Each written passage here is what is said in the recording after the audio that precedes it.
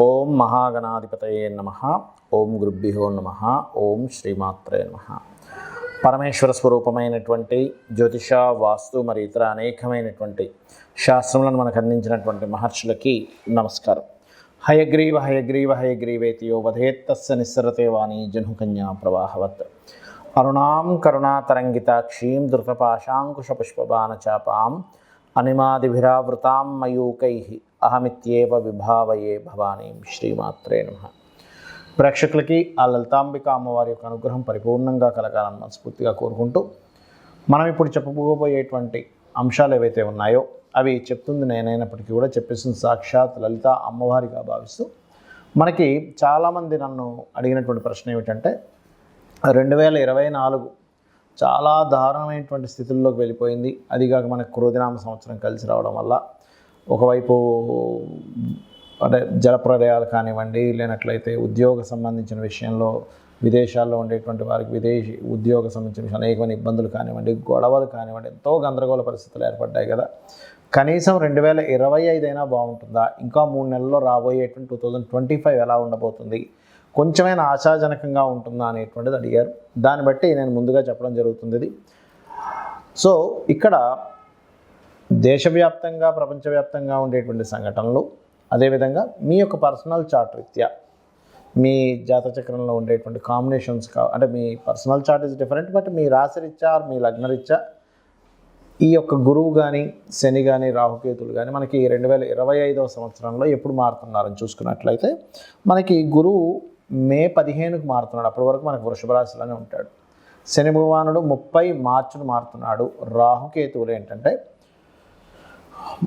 30 మే నుంచి మారుతున్నారు 2025లో. కాబట్టి ఈ గ్రహాలు మారే వరకు ఉండేటువంటి ఫలితాలు, మారిన తర్వాత ఉండేటువంటి ఫలితాలు 2025 సంవత్సరంలో అందరికీ ఎటువంటి ఫలితాలు కలగనున్నాయి, మరియు ఏం చేసుకోవాలి మీరు అనేటువంటి విషయం మనం ఇప్పుడు తెలుసుకుందాం. కర్కాటక లగ్నము, కర్కాటక రాశి. కర్కాటకం వారికి కనుక చూసుకున్నట్లయితే ఈ 2025 సంవత్సరం ఎలా ఉండబోతుంది? ఒక రకంగా చెప్పాలంటే క్రోధినామ సంవత్సరం కంటే కూడా 2025లో రాబోయేటువంటి విశ్వవసు సంవత్సరం ధన సమృద్ధిని ఇస్తుంది అని చెప్తూ ఉంటారు శాస్త్రంలో. కాబట్టి ఖచ్చితంగా బాగుంటుంది నెక్స్ట్ ఇయర్ మనకి. ఈ సంవత్సరంలో అన్ని గందరగోళాలు చూసాం కదా. అయితే ఇక్కడ గమనించుకున్నట్లయితే మరి కర్కాటకం వారికి గ్రహాలు ఏ నెలల్లో 2025 సంవత్సరం ఎప్పుడైతే ప్లానెట్ మారుతుందో అప్పటి నుంచి చేంజ్ వస్తుంది, గుర్తుపెట్టుకోండి.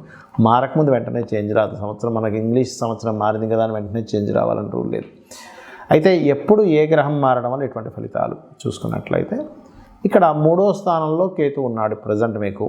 భాగ్యంలో రాహు ఉన్నాడు, అష్టమ శని, అదేవిధంగా లాభస్థానంలో గురువు ఉన్నాడు. మీకేంటంటే మొట్టమొదటిగా అష్టమ శని తగ్గిపోతుంది. ఎప్పటి నుంచి? మార్చి 30వ తేదీ నుంచి భాగ్యంలోకి వెళ్ళిపోతున్నాడు శని. దానివల్ల ఏమిటంటే, ఒకటి కొత్త ప్రయత్నాలు ఫలిస్తాయి ఎప్పుడైనా భాగ్యంలోకి శని వెళ్ళినప్పుడు. ముఖ్యంగా ఈ కర్కాటకం వారికి అష్టమంలో పోతుంది. అష్టమం అంటే ఏంటి? లేట్ అవ్వడం అన్ని పనులు. ఆ లేట్ అయ్యేటువంటిది మార్చి 30వ తేదీ నుంచి చాలా మటుకు తగ్గుతుంది, గుర్తుపెట్టుకోండి. 2025 మార్చి 30 నుంచి. అలాగే 3వ స్థానంలో కేతువు ఉన్నాడు ఇప్పుడు మీకు. అది మే 30వ తేదీ నుంచి మారుతాడు ఆ కేతువు. ఎప్పుడైతే మారుతాడో గతంలో ఉండేటువంటి మిస్కమ్యూనికేషన్స్ తగ్గుతాయి, గుర్తుపెట్టుకోండి. గతంలో ఏదో సిగ్నేచర్ చేశానండి, దానివల్ల ఇబ్బంది పడుతున్నాను, ఏదో అగ్రిమెంట్ చేశాను, కొన్ని మిస్కమ్యూనికేషన్స్ అయ్యాయి అంటుంటాం, లేదా అన్నదమ్ములతో, లేదా ఏదైనా ఒక బిజినెస్ మూలంగా బిజినెస్లో ఏదో నేను సంతకం చేశాను, ఇవి ఖచ్చితంగా తగ్గుతాయి. కాకపోతే మరి 2వ స్థానంలోకి వస్తున్నాడు కదా రవి, కేతువు అంటే రవి స్థానంలోకి వస్తున్నాడు కదా, అంటే గవర్నమెంట్ కాంట్రాక్ట్స్ లేదా ఏదైనా గవర్నమెంట్ పీపుల్కి మనీ ఇవ్వడం, గవర్నమెంట్ రిలేటెడ్గా రావాల్సిన ధనం విషయంలో మాత్రం కొంచెం ఆగుతూ ఉంటుంది. మెడికల్ రంగాల్లో ఉండేటువంటి వారికి కొంచెం గణపతి ఆరాధన చేసుకోవాలి మీరు. కర్కాటకం వారు మే 30వ తేదీ నుంచి ఎప్పుడైతే రాహుకేతువులు మారుతారో ఎంత మీరు గణపతి యొక్క ఆరాధన చేసుకుంటే అంత బాగుంటుంది. మరి అష్టమ రాహు వస్తున్నాడు ఇక్కడ మనకి మే 30వ తేదీ నుంచి. మరి దానికి ఏమిటి? అష్టమ రాహువు ఎప్పుడు కూడా గుర్తుపెట్టుకోండి, మీ జన్మజాతకంలో కనుక, ఇది అందరికీ కాదు, గుర్తుపెట్టుకోండి.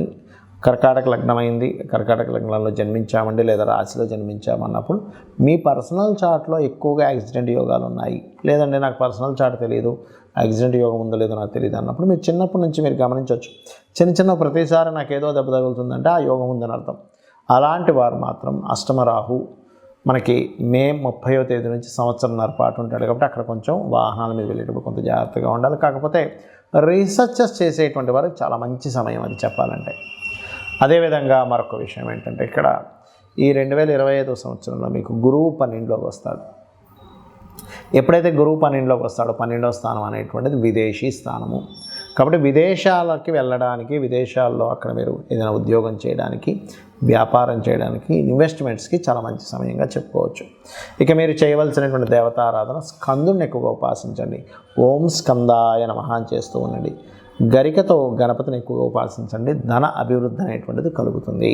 2024 కంటే 2025 విశ్వవసు అనేటువంటి సంవత్సరం క్రోధినామ సంవత్సరం కంటే చాలా బెటర్గా ఉంటుంది. ఎందుకంటే ధన సమృద్ధి యోగాన్ని ఇస్తుందట విశ్వవసు అంటే.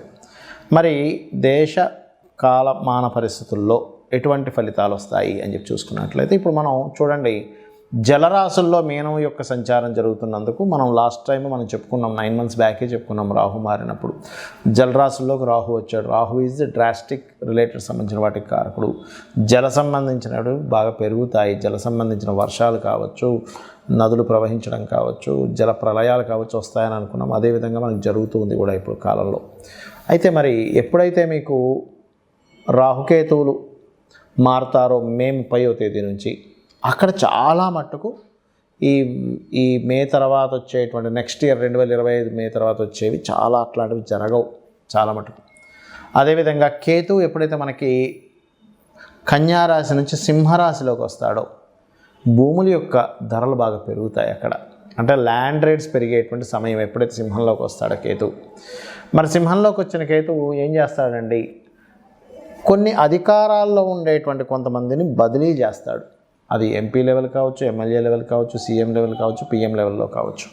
కొంత మార్పులను ఇస్తాడు అక్కడ. అంటే కొన్ని మార్పుల్ని కేతు ఈజ్ చేంజింగ్, మార్పులు ఇంకొంత ఏదైనా మార్పు తేవడం వాటికి కారకుడు. అదేవిధంగా ఒక గొప్ప కీర్తిని కూడా ఇస్తాడు రాజుకి, ఎందుకంటే కేతు కీర్తికి కారకుడు. మరి శని భగవానుడు మీనరాశిలోకి వెళ్తున్నాడు. ఇక్కడ బాగా అర్థం చేసుకోండి, రాహు ఎప్పుడైతే మీనరాశిలో ఉన్నాడో కొన్ని ధర్మ సంబంధించినటువంటి విషయాలు అనేకమైనటువంటి ఘర్షణలు తీసుకొచ్చాడు. శని వచ్చినప్పుడు ఏమవుతుందంటే అటువంటి ఘర్షణలు అవుతుంటాయి, కానీ కొంత ధర్మబద్ధంగా అంటే ధర్మ కర్మాది యోగం ఏర్పడుతుంటుంది. ఎప్పుడు శని కనుక గురు రాశుల్లోకి వెళ్ళినప్పుడు కొన్ని ధర్మ సంబంధించినటువంటి విషయాల్లో రాహు ఎటువంటి, ఎందుకంటే శనివత్ రాహు కుజవత్ కేతు అంటూ ఉంటారు. రాహు ఎటువంటి ఫలితాలను ఇస్తూ వచ్చాడో ఈ శని మీనరాశిలో ఉన్నప్పుడు ఏంటంటే ఎక్కువగా అంటే వర్షాలు పడవు, కానీ కొంచెం ఎక్కువగా ఎండ తక్కువగా ఉండడం, ఆ 2.5 సంవత్సరాలకు అసలు మబ్బు బట్టి ఎక్కువగా ఉండడం, ఇట్లాంటివి కూడా కొంత జరుగుతూ ఉంటాయి.